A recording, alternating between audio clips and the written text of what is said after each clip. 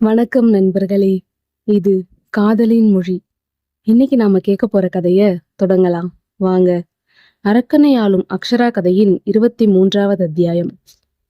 ஆகாஷின் இல்லத்தில் காலை நேரம் அமைதியாகவும் கனிவாகவும் விடிந்தது. கிழக்கு வானில் மெல்ல பரவிய இளஞ்சூரியனின் பொன்னிற கதிர்கள் ஜன்னல் திரைகளின் வழியே நுழைந்து வரவேற்பறையின் பளிங்கு தரையில் அழகிய கோலமிட்டன. மாலையின் மெல்லிய நறுமணத்தோடு வீசிய அதிகாலை காற்று ஜன்னல் கதவுகளை லேசாக தட்டிச் சென்றது. முற்றத்தில் இருந்த மரங்களில் பறவைகளின் மெல்லிய கீச்சொலிகள் ஒரு அழகான அமைதியான சூழலை உருவாக்கின. ஆனால் அந்த இயற்கை அன்னை அள்ளி வீசிய புத்துணர்ச்சி எதுவும் அந்த வீட்டின் வரவேற்பறையின் பிரம்மாண்ட சொகுசு நாற்காலியில் அமர்ந்திருந்த விசாலாட்சியை எட்டவில்லை. அவளது முகத்தில் ஆழமான கவலையின் நிழல் படிந்திருந்தது. கையில் இருந்த தேநீர் கோப்பையிலிருந்து வெளிவந்த ஆவி அடங்கி அது மெல்ல ஆறிக்கொண்டிருக்க அவளது எண்ணங்கள் முழுவதும் ஆரியனையும் அக்ஷராவையும் சுற்றியே சுழன்று கொண்டிருந்தன. அங்கே வந்த அஞ்சலி மாமியாரின் சோர்ந்த முகத்தையும் வெறித்த பார்வையையும் பார்த்துவிட்டு லேசான கவலையுடன் அவர் அருகே அமர்ந்தாள்.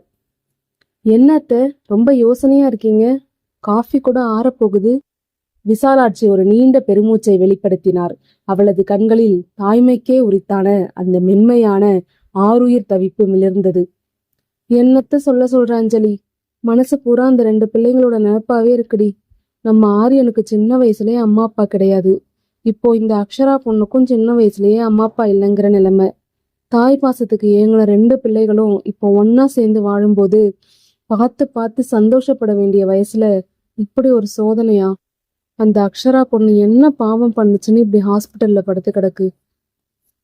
அஞ்சலி மாமியாரின் கரங்களை ஆசையோடு பற்றி கொண்டாள். அவளது விழிகளில் ஆரியன் மற்றும் அக்ஷராவின் மீதான பரிவும் ஆழமான அக்கறையும் ததும்பின. உண்மைதான் அத்தை, அக்ஷரா அன்னைக்கு இப்படி ஆயிடுச்சேன்னு நினைச்சாலே என் நெஞ்செல்லாம் பதறுது. ஆனா அவங்கள விட இப்போ ஆரியன் அண்ணாவோட நிலைமைய நினைச்சாதான் எனக்கு இன்னும் பயமா இருக்கத்த. அண்ணா வெளி உலகத்துக்கு வேணா அசைக்க முடியாத அசுரனா கம்பீரமான தொழிலதிபரா தெரியலாம். ஆனா அண்ணியோட விஷயத்துல அவர் வெறும் குழந்தை அத்தை. அண்ணிதான் அண்ணாவோட மொத்த உலகமும், அவரோட மூச்சு காத்தும் கூட. அக்ஷரா அன்னைக்கு சின்னதா ஒரு காய்ச்சல் வந்து கண் கலங்கினா கூட அண்ணாவால தாங்கிக்கவே முடியாது. அவரோட சகல அதிகாரமும் கம்பீரமும் அண்ணியோட ஒற்றை கண்ணீர் துளியில உருகி ஓடிடும். அண்ணி இப்படி பலவீனமா ஹாஸ்பிட்டல் பெட்ல கிடக்கும்போது அண்ணாவோட நெஞ்சு எவ்வளவுக்கு பதறி துடிச்சுக்கிட்டு இருக்கும். அவர் வெளியில காட்டிக்கலனாலும் உள்ளுக்குள்ள நொறுங்கி போயிருப்பார் அத்தை. அண்ணி கண்ணை திறக்காம அவர் ஒரு புட்டு சாப்பாடு கூட உள்ள இறக்க மாட்டாரு. தான் உடம்ப பத்தியோ பசிய பத்தியோ கொஞ்சம் கூட யோசிக்காம எந்த நேரமும் அண்ணியோட முகத்தையே வெறிச்சு பார்த்துட்டு பட்டினியாதான் அங்க நின்னுக்கிட்டு இருப்பாரு. அண்ணியோட இந்த நிலைமை அண்ணாவை ஒவ்வொரு நொடி கணமும் நரக வேதனைக்குள்ள தள்ளிக்கிட்டு இருக்கும் அத்தை. அதை நினைச்சுதாண்டி என் மனசு தாங்கல. விசாலாட்சி தன் குரலில் இருந்த அளவற்ற கனிவையும் தாய்மை பாசத்தையும் கூட்டி தொடர்ந்தார். அவளது விழிகளில் வழியும் ஒவ்வொரு சொட்டு தவிப்பும் ஆரியனை தன் சொந்த கருவில் சுமக்காத குறையை தீர்க்கும் தாய்மையின் சாட்சியாக நின்றது. ஹாஸ்பிட்டல்ல 2 நாளா அந்த பிள்ளைகளும் சரியா சாப்பிட்டுருக்காதுங்கடி. ஆரியனை பத்தி தான் உனக்கே தெரியுமே.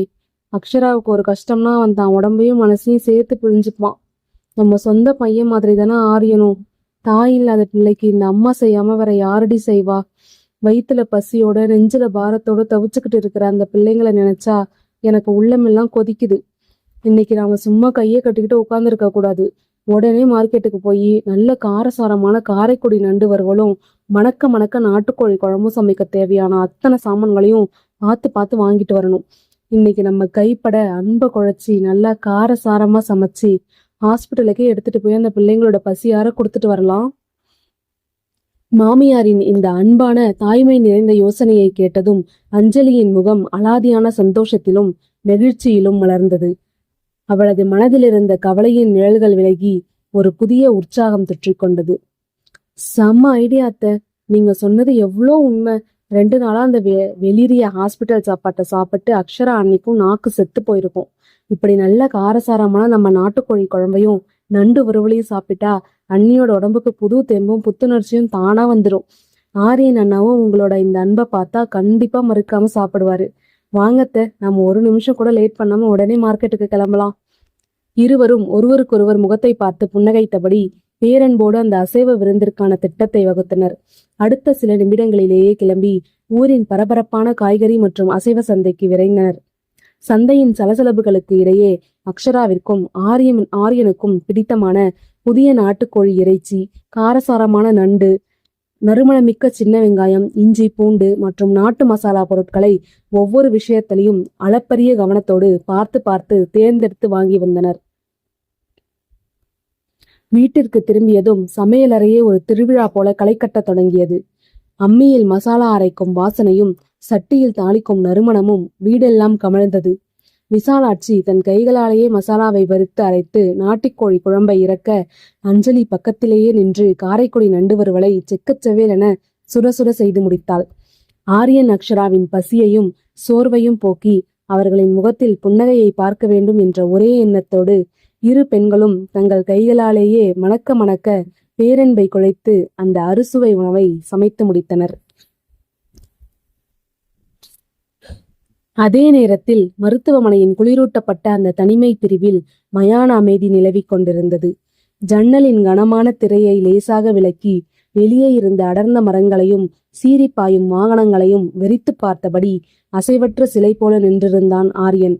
அவனது கூர்மையான பார்வைகளும் கம்பீரமான தோள்களும் சோர்வுற்றிருந்தாலும் அவனது மனதிற்குள் அக்ஷராவை பற்றிய எண்ண அலைகள் கொந்தளித்துக் கொண்டிருந்தன. தன் இடது கையை உயர்த்தி மணிக்கட்டில் மின்னிய அந்த விலைமதிப்பற்ற கை கடிகாரத்தை பார்த்தான். நொடிகள் ஒவ்வொன்றும் அவனுக்கு யுகங்களாக நகர்ந்து கொண்டிருந்தன. 3 நாட்களாக கண்ணிமைக்காமல் அவளது உயிரை கையில் பிடித்து கொண்டு தவித்த அந்த நரக வேதனை இப்போது மெல்ல மெல்ல அவனது நெஞ்சை விட்டு அகன்று கொண்டிருந்தாலும் அக்ஷரா கண்விழிக்கும் அந்த ஒற்றை நொடிக்காக அவனது அசுர இதயம் தவித்துக் கொண்டிருந்தது. அக்ஷராவிற்காக தன் பங்களாவிலிருந்து தான் பார்த்து பார்த்து எடுத்து வந்த மிருதுவான பருத்தி ஆடையை மேஜை மீது நேர்த்தியாக அடுக்கி வைத்திருந்தான் ஆரியன். அந்த நொடி கணக்கில் நிசப்தம் சூழ்ந்திருந்த அந்த அறையின் மௌனத்தை கிழித்து கொண்டு கட்டிலில் இருந்து ஒரு மெல்லிய முனகல் சத்தம் கேட்டது. ஜன்னல் அருகே நின்றிருந்த ஆரியன் இடியென எழுந்த அந்த சிறிய ஒளியில் சட்டென திடுக்கிட்டு திரும்பி பார்த்தான். அங்கே வெண்மையான படுக்கையில் கிடந்த அக்ஷராவின் நீண்ட அடர்ந்த இமைகள் மெல்ல அசைந்தன. மருந்துகளின் கனமான மயக்கத்திலிருந்தும் உடலின் பலவீனத்திலிருந்தும் விடுபட போராடியபடி அவளது கயல் விழிகள் மெதுவாக திறந்தன. அறையின் மங்கலான வெளிச்சமும் சுற்றிலும் இருந்த மருத்துவ உபகரணங்களும் அவளுக்குள் லேசான குழப்பத்தையும் அந்நிய உணர்வையும் தந்தன. நாம எங்க இருக்கோம் என்பது போல அவளது பார்வை தடுமாறி சுழன்றது. ஆனால் தன் எதிரே கம்பீரமாக, அதே சமயம் தன் மீது பொழியும் எல்லையற்ற காதலோடும் தவிப்போடும் நின்று கொண்டிருக்கும் ஆரியனை கண்ட அடுத்த நொடி அவளது விழிகள் அகல விரிந்தன. அவளது தடுமாற்றமெல்லாம் பனி போல விலகியது. ஆரியன்! அவளது வறண்ட உதடுகள் மெல்ல முணுமுணுத்து அவனது பெயரை உச்சரித்த அடுத்த நொடி ஆரியன் ஒரு பாயும் சிறுத்தையைப் போல பாய்ந்து வந்து அவள் அருகே அமர்ந்தான். ஆரியனை கண்டதும் அக்ஷராவின் மனதிற்குள் தேங்கி கிடந்த பயமும் தவிப்பும் ஒரே அடியாக அணையுடைத்து பெருகின. தன் உடலில் இருந்த மொத்த பலத்தையும் திரட்டி கட்டிலிலிருந்து சட்டென எழுந்தவள் ஆரியனின் அகன்ற உறுதியான மார்பில் தஞ்சமடைந்தாள். அவனது கழுத்தை கட்டிக்கொண்டு தன் முகத்தை அவனது நெஞ்சில் புதைத்து மிக இறுக்கமாக தழுவிக்கொண்டாள். ஆரியன், எனக்கு ரொம்ப பயமா இருந்துச்சுடா. அவளது குரல் தாங்க முடியாத வேதனையில் தழுதழுத்தது. கட்டுக்கடங்காமல் பொங்கி வந்த அவளது கண்ணீர் துளிகள் ஆரியனின் சட்டையை நினைத்து அவனது நெஞ்சை தொட்டன. கடத்தப்பட்ட அந்த இருண்ட தருணங்களும் ஆபத்தின் கொடூர நினைவுகளும் அவளது மனதை இன்னும் உலுக்கிக் கொண்டிருந்தன. ஆரியன் தன் பலமான கரங்களால் அவளை மென்மையாக வளைத்து பிடித்து தன் நெஞ்சோடு இன்னும் நெருக்கமாக அணைத்துக் கொண்டான். தன் ஒரு கரத்தால் அவளது கலைந்த கூந்தலை அன்போடு கோதிவிட்டு இன்னொரு கரத்தால் அவளது நடுக்கமுற்ற முதுகை தாய்மை கலந்த கனிவோடு மென்மையாக தட்டி கொடுத்தான். எதிரிகளை நடுங்க வைக்கும் அந்த அசுரனின் தோள்கள் இப்போது அவளது காயப்பட்ட மனதிற்கு பேரமைதியையும் அசைக்க முடியாத பாதுகாப்பு அரணையும் தந்தன. அவனது இதய துடிப்பு அவளது கன்னத்தில் சீராக எதிரொலித்தது. பயப்படாதடி என் பொண்டாட்டி, உன் ஆரியன் உன் பக்கத்துலதான் இருக்கேன். அவனது ஆழமான கம்பீர குரல் அவளது காதோரம் தேனாக பாய்ந்தது. உனக்கு இனி எந்த ஆபத்தும் வராதுடி. இந்த ஆரியன் உயிரோடு இருக்கிற வரைக்கும் எந்த கட்ட சக்தியும் உன் முடி ஒன்னும் கூட தொட முடியாது. நான் இருக்கேன்டி உனக்கு. அவனது உறுதியான வார்த்தைகள் அக்ஷராவின் ஆழ்மனதில் உறைந்திருந்த பயத்தின் உறைபனியை மெல்ல மெல்ல உருக்கத் தொடங்கின. அவளது உடலின் நடுக்கம் தணிந்தது. அவளது மனதில் இருக்கும் கடைசி துளி பயத்தையும் முற்றிலும் போக்க நினைத்த ஆரியன் அவளது முகத்தை தன் இரு கரங்களாலும் மென்மையாக ஏந்தி பிடித்து நிமிர்த்தினான்.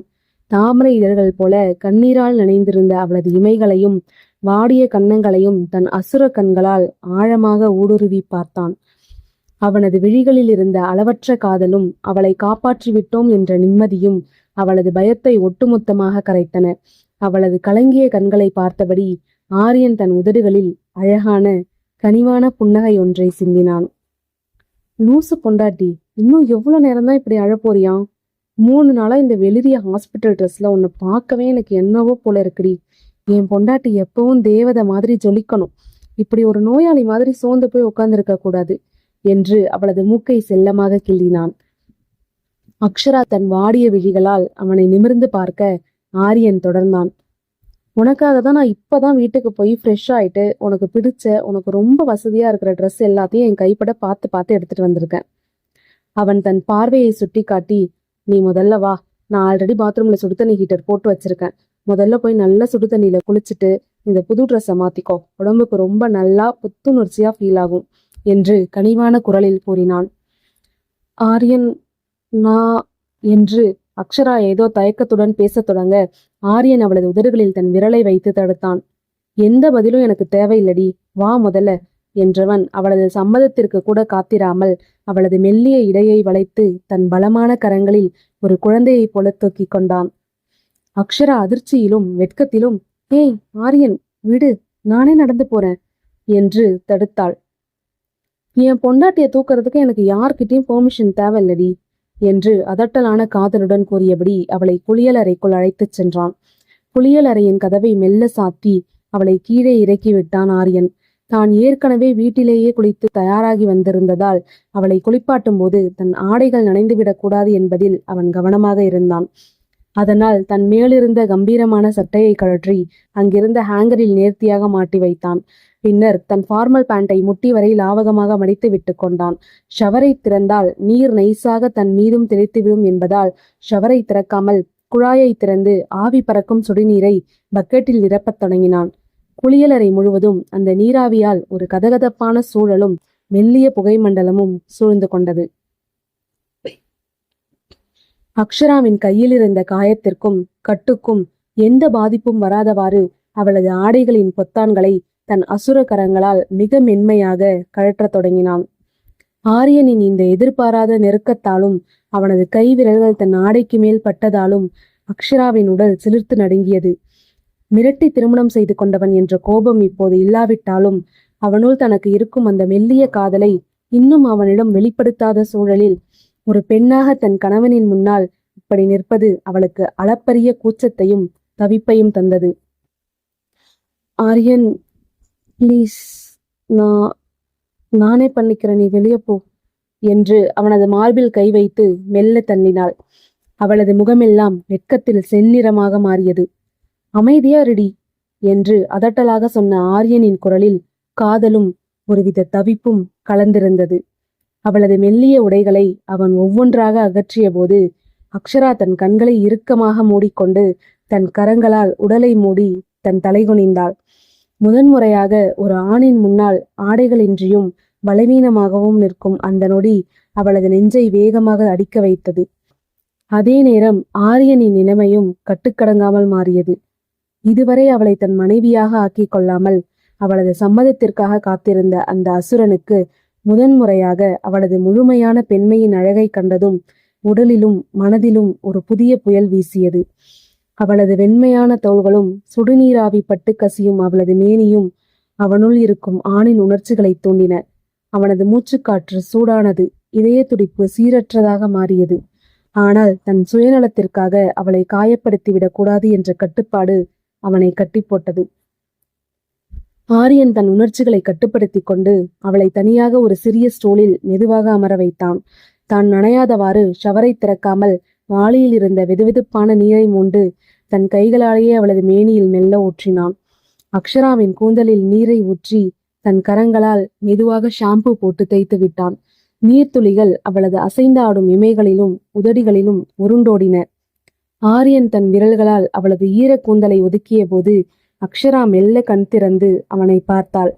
அவனது கண்களில் தெரிந்த அந்த தவிப்பும் அதே சமயம் தன் மீதான எல்லையற்ற மரியாதையும் காதலும் அவளது இதயத்தை தொட்டது. தான் இதுவரை விலக்கி வைத்த கணவன் இவ்வளவு நெருக்கத்திலும் தன் எல்லை மீறாமல் ஒரு தாயைப் போல தன் கரங்களாலேயே தன்னை குளிப்பாட்டி பராமரிப்பது அவளுள் அவனுக்கான காதலை இன்னும் ஆழமாக்கியது. ஆரியன் அவளது மெல்லிய இடுப்பை வளைத்து பிடித்து தன் மார்போடு நெருக்கினான். அக்ஷரா மூச்சடைத்து போய் அவனை பார்க்க ஆரியன் தன் ஈரமான உதடுகளால் அவளது நெற்றியில், கன்னங்களில், பிறகு அவளது பவள உதடுகளில் ஆழமான அதே சமயம் அலாதியான காதலுடன் கூடிய முத்தத்தை பதித்தான். அந்த சுடுநீரின் கதகதப்பிலும் ஆரியனின் தீண்டலிலும் அக்ஷராவின் பயமும் சோர்வும் பனிப்போல உருகி ஓடின. அவன் கையில் வைத்திருந்த பையை திறந்து அதிலிருந்து அவளது பருத்தி ஆடையோடு சேர்த்து அவளது மென்மையான உள்ளாடைகளையும் பார்த்து பார்த்து தேர்ந்தெடுத்து எடுத்து வந்திருந்தான். தன் அந்தரங்க உள்ளாடைகளை கூட அவன் தன் கைகளால் எடுத்து வந்திருப்பதை உணர்ந்த அடுத்த நொடி அக்ஷராவின் முகம் வெட்கத்தின் உச்சத்திற்கே சென்றது. ஒரு ஆண், அதுவும் தன்னை மிரட்டி மணந்த கணவன், தன் தேவைகளை இவ்வளவு நுட்பமாக புரிந்து கொண்டு உள்ளாடைகள் வரை பார்த்து எடுத்து வந்திருக்கிறானே என்பதை நினைத்தபோது அவளது நெஞ்சம் காதலாலும் நெகிழ்ச்சியாலும் நிறைந்தது. அவளை துண்டால் நேர்த்தியாக துடைத்து தான் எடுத்து வந்த உள்ளாடைகளையும் மிருதுவான பருத்தி ஆடையையும் அவளுக்கு உடுத்தி விட்டான். அவளது ஈர கூந்தலை துடைத்து மீண்டும் அவளை தன் கரங்களில் ஏந்தி கொண்டு வந்து மருத்துவமனை படுக்கையில் மென்மையாக அமர வைத்து போர்வையை போர்த்தி விட்டான். அக்ஷராவின் முகம் இப்போது பயமின்றி காதலின் சிவப்போடு மின்னுவதைக் கண்டு ஆரியனின் மனதில் ஒரு பேரமைதியும் நிம்மதியும் குடியேறியது. இன்னும் முழுமையாக தங்களின் தாம்பத்திய வாழ்க்கையை தொடங்காத அந்த இரு துருவங்களுக்கு இடையே இந்த தருணம் ஒரு அழகான ஆழமான காதலின் பாலத்தை கட்டியிருந்தது. ஆரியன் காட்டிய இந்த எல்லையற்ற அன்பும் தாய்மை கலந்த அலாதியான அரவணைப்பும் அக்ஷராவின் மனதில் உறைந்திருந்த கடைசி துளி பயத்தையும் கரைத்து ஓட செய்திருந்தது. தான் இதுவரை கணவனாக மட்டுமே பார்த்த அந்த அசுரனுக்குள் தனக்காக துடிக்கும் ஒரு தாயின் கனிவும் எதையும் தாங்கும் ஒரு பாதுகாப்பு கவசமும் ஒளிந்திருப்பதை அவள் முழுமையாக உணர்ந்த தருணம் அது. அவனது மார்பின் கதகதப்பில் தன் முகத்தை புதைத்து கொண்டு அவனது கரங்களின் பலமான தழுவலில் தன்னை முற்றிலும் ஒப்பு கொடுத்த போது அவளுக்குள் இதுவரை இல்லாத ஒரு புதிய நிம்மதியும் வர்ணிக்க முடியாத பேரமைதியும் குடியேறியது. மிரட்டி தன் வாழ்க்கைக்குள் நுழைந்தவன் என்ற எண்ணம் மறைந்து தன் உயிரையும் தாண்டி தன்னை நேசிக்கும் தன் கணவன் இவன் மட்டுமே என்ற காதல் உணர்வு அவளது நரம்புகளில் எல்லாம் லயமாக பரவியது. அதே போல அக்ஷராவின் வாடிய முகத்தில் தெரிந்த அந்த சிறிய வெட்கமும் தன் மீது அவள் காட்டிய அந்த மென்மையான நம்பிக்கையும் ஆரியனின் அசுர நெஞ்சில் பேரன்பின் அலைகளை மோத செய்தது. அதிகாரமும் கம்பீரமும் மட்டுமே தெரிந்த அவனது கரங்கள் அவளது ஒவ்வொரு அசைவிலும் அளப்பரிய கவனத்தோடும் பேரன்போடும் நடந்து கொண்ட விதம் இருவரின் இதய துடிப்பையும் ஒரே நேர்கோட்டில் இணைய வைத்தது. உடல்களால் இணையாத அந்த வார்த்தைகளற்ற மௌன நொடிகள் இருவரின் ஆன்மாவையும் ஒன்றோடொன்று ஆழமாக பிணைத்து விட்டன. அந்த மருத்துவமனை அறையின் குளிரையும் மீறி அவர்களின் மூச்சுக்காற்றில் கமழ்ந்த காதலின் கதகதப்பு இனி வரப்போகும் எந்த புயலையும் எதிர்கொள்ளும் தைரியத்தை இருவருக்கும் அமைதியாக தந்து கொண்டிருந்தது. ஆரியனின் இந்த அளவற்ற அக்கறையாலும் தாய்மை கலந்த பராமரிப்பாலும் அக்ஷராவின் மனதில் காதலின் அஸ்திவாரம் பலமாக ஊன்றப்பட்டு விட்டது. அதே நேரத்தில் ஆரியன் மீது கொண்ட பாசத்தால் விசாலாட்சியும் அஞ்சலியும் ஆசையோடு சமைத்து கொண்டு வரும் அந்த காரசாரமான காரைக்குடி நண்டு வறுவலும் நாட்டுக்கோழி குழம்பும் மருத்துவமனைக்கு வந்து சேரும்போது அங்கே என்ன நடக்கப் போகிறது? ஆரியன் அக்ஷராவின் இந்த நெருக்கமான தருணத்தில் அவர்களின் வருகை எந்த மாதிரியான மாற்றத்தை கொண்டு வரப்போகிறது? இதுவரை அக்ஷராவின் சம்மதத்திற்காக தன் ஆசைகளை கட்டுப்படுத்தி வைத்திருந்த ஆரியன் இன்றைய நெருக்கத்தில் தன் உணர்ச்சிகளின் உச்சத்தை தொட்டுவிட்டான். குளிப்பாட்டி ஆடை மாற்றி அன்போடு அரவணைத்த கணவனின் இந்த மென்மையான பக்கத்தை பார்த்த பிறகு அக்ஷரா தன் மனதில் இருக்கும் காதலை ஆரியனிடம் வெளிப்படுத்துவாளா? அல்லது இவர்களின் இந்த திடீர் நெருக்கம் வேறு ஏதேனும் புதிய திருப்பத்திற்கு வழிவகுக்குமா? போலீஸ் வளையத்திற்குள் இருக்கும் விக்ரம் ரத்தோரை ஆரியன் சொன்னபடியே கதிர் நடு வழியிலேயே லாவகமாக தூக்கி ஆரியனின் கஸ்டடிக்கு கொண்டு வருவானா? விக்ரம் ரத்தோருக்கு அங்கே காத்திருக்கும் ஆரியனின் கஸ்டடி வேட்டை என்ன? இந்த ஸ்டோரியோட கண்டினியூவேஷனை தெரிஞ்சுக்க நம்ம சேனலை சப்ஸ்கிரைப் பண்ணிக்கோங்க. நன்றி.